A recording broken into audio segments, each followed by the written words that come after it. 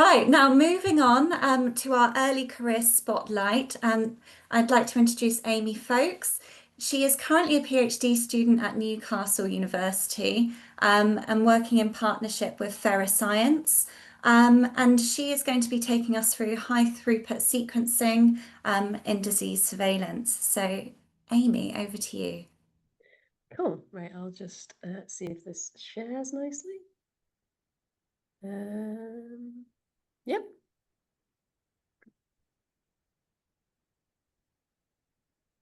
That should be going. Yes, we can see it. Off you go. Fabulous. Hi, everyone. So, I'm just going to talk through our work on using high-throughput sequence in disease surveillance. So for plant virology, you can split it into roughly two eras. We have the pre-sequence era, where we can see there's not many, not many recognized virus species, relatively. But for these species, there'll be good biological characterization. You move to the HTS era or sequencing era from 2010, and what we see is a rapid increase in virus number of recognized virus species and a decrease in the use of biological characterization methods and an increase in these molecular methods. So at the moment, we've got a lot more viruses than we really know what to do with. And we see this within the literature. So this is from a retrospective of viruses in fruit trees. And we can see here that nearly all the papers have a complete genome, they have primers, and less than 50% give any indication of biological characterization. So how it's transmitted, why, like surveying wider scale, associated with symptoms, and just host range and all these factors. And this is suspected to be because high-throughput sequencing and molecular methods are relatively easier and cheaper and getting more so all the time than biological characterization, which is resource intensive, it's very expensive, and you have to work with viruses, which can be really unreliable. You've got stuff that's mechanically transmissible, which should be easier to work with than something that's transmitted by aphids or nematodes, etc. And this lack of information and that biological characterization is really important to plant health because that's what we need for pest risk assessments. So as we're going forward using high-throughput sequencing, it's thinking about what more value can we get out of our work or our surveys to start trying to answer these questions, so that when we come to, if we find something of interest, when we come to writing a pest risk assessment, we are setting ourselves up in the best way possible. And that leads us on to some work we've been doing on UKPs.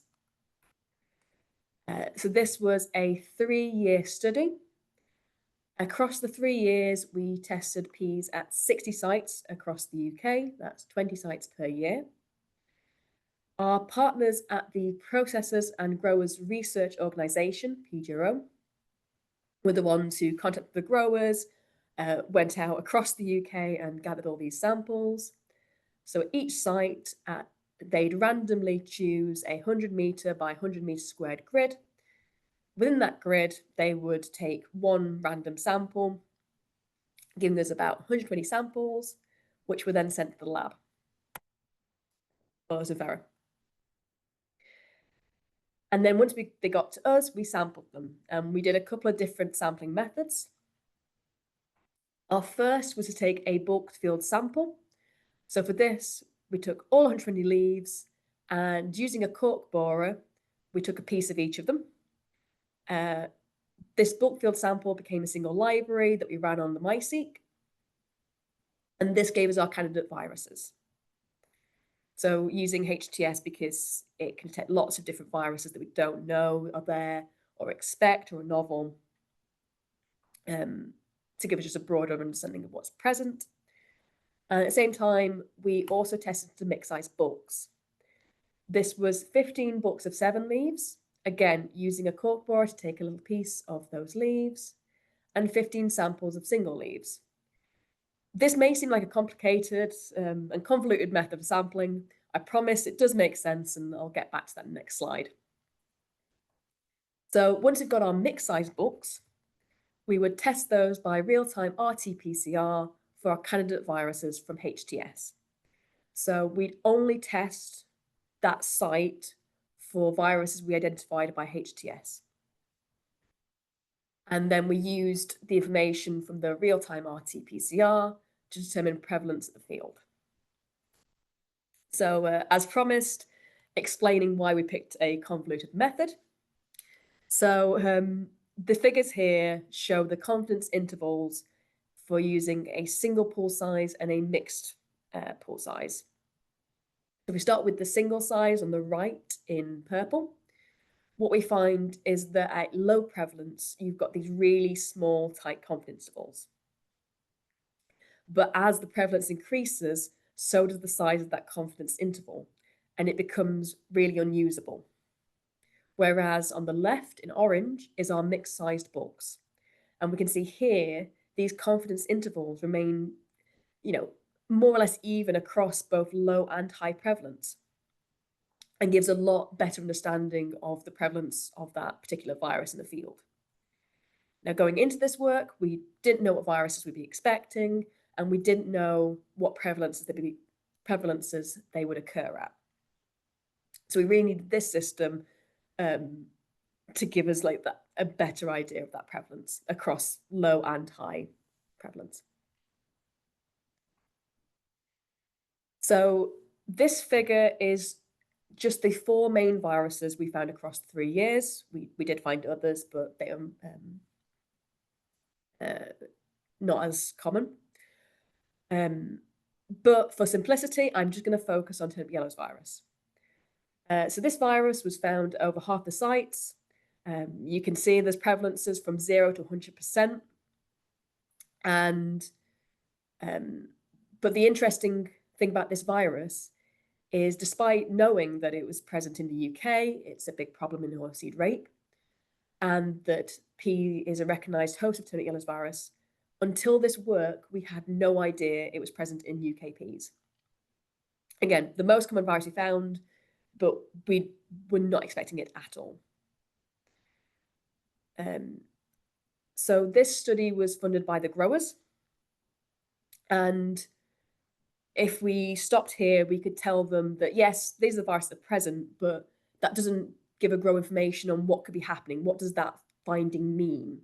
So it was really important to us to sort of look into what else we could add on. How could we start answering those questions and addressing that biological desert? So within this study, we also developed this predictive yield loss model. So for pea nation, so we went back to 14 sites across 3 years and harvested peas.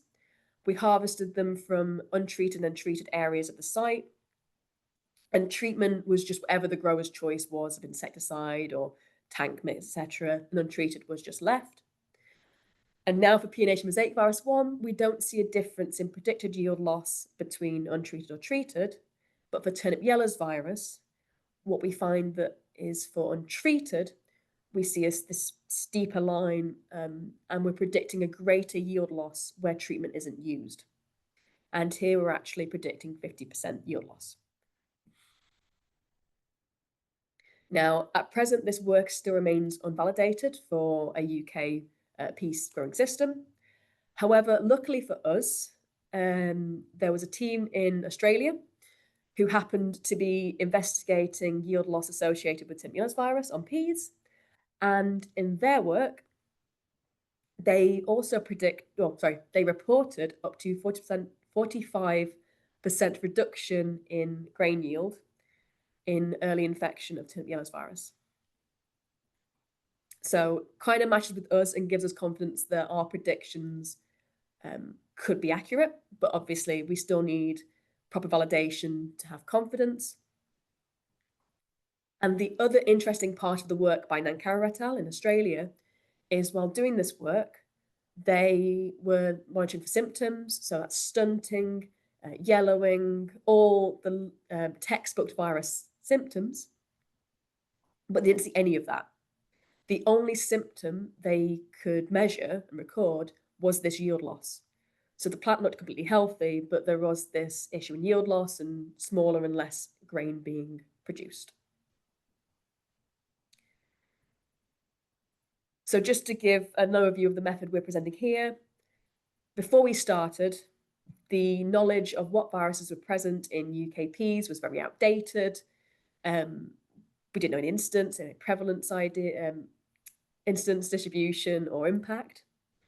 Around the world, people have been looking at P viruses. A group in Germany did a virome study. So they got really in-depth knowledge of the viruses present in their sites, and they covered 6 regions across Germany, but didn't look at prevalence, didn't look at impact. The work by Nankara et al. Just mentioned wasn't interested in what was present in Australia, but just looking at this impact work and how tuberculous virus affects field pea and lentil. Whereas for us, we tried to do this bit of everything. So we got presence, and in total, we identified 12 viruses and agents, 5 of which were new findings either for the UK or for UKPs. We got good prevalence data. We covered, say, the 60 sites covered the major pea growing regions in the UK. And our preliminary work suggests that tuberculous virus and P. nation mosaic virus 1 could be causing up to 50% yield loss. And just to really conclude, as we start using as we keep using high throughput sequencing and keep finding more and more viruses, it's think about what methods we can use to address the biological desert. And a predictive yield loss model shouldn't replace a specific yield loss model, but could it be a useful tool? As I say, if we're finding multiple viruses during these surveys, how do we know which ones to work on? How do we know which ones are going to be of impact to plant health? And could this system help that and prioritize what we work on, get the funding to do that work? And in particular, how can we help guide growers? So traditionally, if we did a survey, we'd go out, collect our samples, find what's there. That's 3 years. And then from that point, you have to find more funding to do the yield loss work and come back years later and then give the growers the information. Here, at least we can start them on the right track earlier, so they can start thinking about resistance and management practices, and all these things could help control the virus and reduce yield loss. And the last thing to do is to thank my supervisory team, say it's part of my PhD, thanking our partners at PGRO, Becky and Shona, who organised all the sites and did all sample collection, and the members of Fera, past and present, which is a huge long list. And thank you very much for listening, and AAB invited me to talk. Thank you. Thank you, Amy. That was a great talk. I don't see any questions in the chat yet, so we'll give them a few moments to come through. If anyone wants to ask a question, please raise your hand. I'll ask something if you don't mind, Jordan. So yeah, thanks, Amy. That's super interesting. So I mean, it's really surprising that there's this potential 50% yield loss with what you found with the turnip yellow virus. Has that led to any advice given to farmers from subsequent years to do more spraying or do whatever they can to prevent the viruses?